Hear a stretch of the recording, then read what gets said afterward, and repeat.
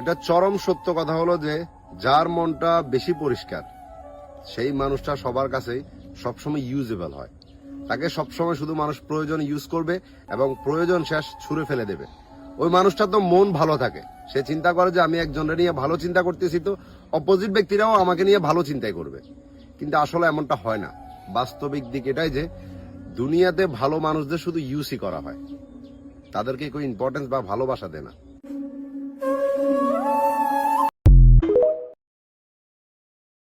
এক স্কুলের এক শিক্ষক অঙ্ক ক্লাস নেওয়ার সময় ব্ল্যাকবোর্ডের মধ্যে 9 ঘরের নামতা লিখলেন। তিনি ইচ্ছা করেই সেই নামতার মধ্যে একটা ভুল লিখলেন। শিক্ষকের এই ভুল লেখা দেখে ক্লাসের সমস্ত শিক্ষার্থীরা হাসাহাসি করতে লাগলো। তখন শিক্ষক সবাইকে বলল, তোমরা এভাবে হাসাহাসি করছো কেন?